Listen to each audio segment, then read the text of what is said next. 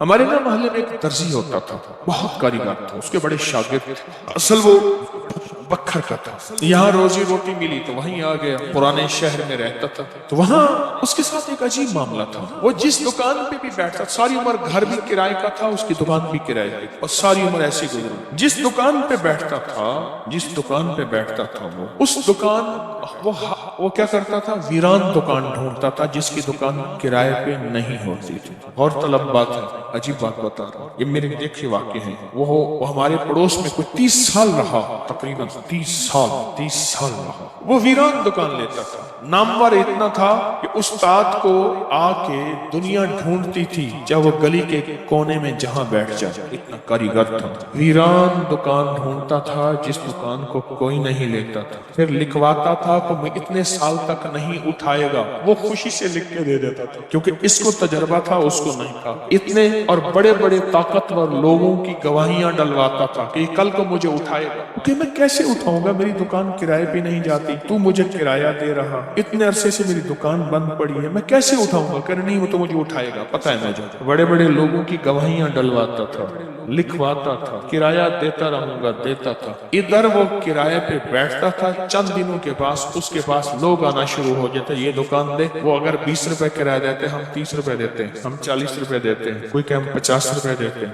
اب اس کا دماغ بیچارے کا تو ویسے ہلا چیتا رل گیا، دماغ تو ہلنا تھا۔ وہ اس کو آ کے کہتا کہ مجھے اتنے لوگ دے رہے ہیں، میں نے کہا میں نے تجھے پہلے کہا تھا لکھوا کے۔ اچھا یہ چند بار ہوا، جس دکان پہ بھی بیٹھتا تھا اس دکان پہ بیٹھتے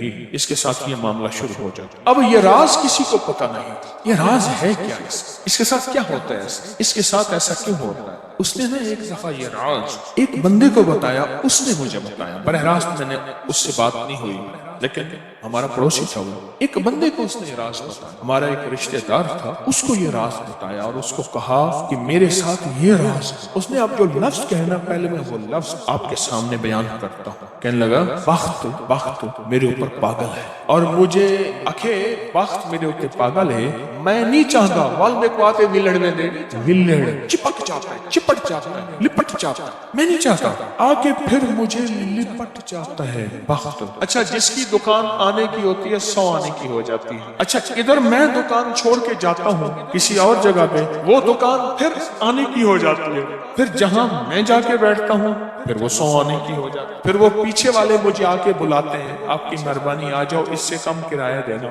تھا کوئی ایسا، کیونکہ ہاتھ کا کاریگر بہت کم ہوتا ہے جو سر پھرا نہ ہو، ہاتھ کا کاریگر وہ ہاتھ کا جس شعبے کا ہو، تھا کو سر پھرا، کہہ رہا میں نہیں جاتا تھا اس دکان پہ، تم نے مجھے نکالا تھا۔ ساری زندگی اس نے ایسے ہی گزارا۔ اب یہ بخت کہاں سے ملا؟ اب بخت کو سنا، کہا میرا باپ مزدور تھا، مزدوری کرتا تھا، بڑا ہوا تو اس نے مجھے درزیوں کے کام پہ ڈال دیا کہ بیٹا چلو چھاؤں کا کام ہے تو کرتا رہے گا۔ میں تو دھوپ سردی گرمی مزدوریاں کرتا رہا، درزیوں کا کام چھاؤں کا کام ہے تو کرتا رہے گا۔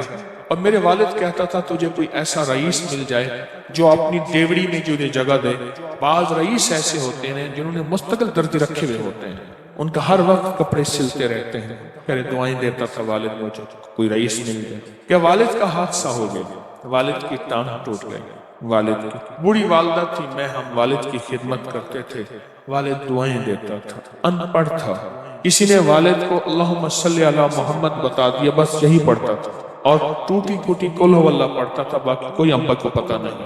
کہا میں درزیوں سے پیسے تھوڑے سے لاتا تھا، گھر میں فاقے آنا شروع ہو گئے، تھوڑے سے پیسے میں لاتا تھا، ابھی کام سیکھا نہیں تھا، استاد کبھی کبھار دے دیتا تھا، اور والد روز لاتا تھا، گھر میں سختی اور تنگی آنا شروع ہو گئی، بہت زیادہ غربت، تنگ دستی۔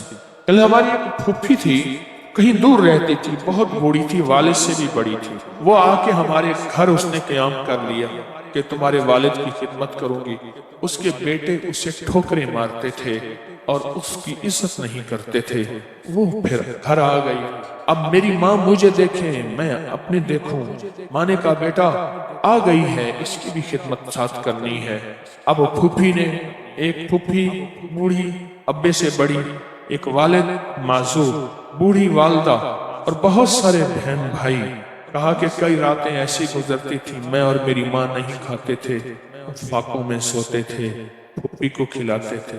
کہا پھوپھی کھاتی بہت تھی، खाती बहुत थी, आप बच्चों का सब कुछ खा जाती थी, सारा अपना भी खा जाती थी, खाती बहुत थी फुप्पी। कहा उससे छीनते थे तो फुप्पी लड़ने पे आ जाती थी। एक घर में अजीब कशमकश थी। कहा इन सख्तियों तलखियों में मैं उनकी खिदमत करता रहा, बाप की माँ की खिदमत करता रहा, हत्ता के वालिद पता नहीं कितने साल कहे, मुझे भूल गए, फौत हो गए।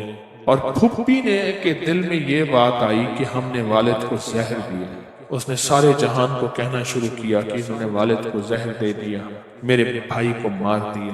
घर में रोटी भी खाती थी, बच्चों से छीन के भी खाती थी, चोरी छुपे भी खाती थी, दिन रात भी खाती थी, हमें बुरा भला भी कहती थी, लोगों के यहाँ शिकवे भी करती थी। फूफी ने जीना हराम कर दिया। कहा मेरी माँ कहती थी बेटा कोई बात नहीं, बर्दाश्त करो।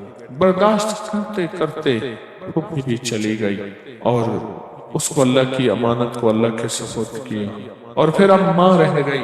अब मैंने अपनी सारी तवज्जो माँ पे डाल दी।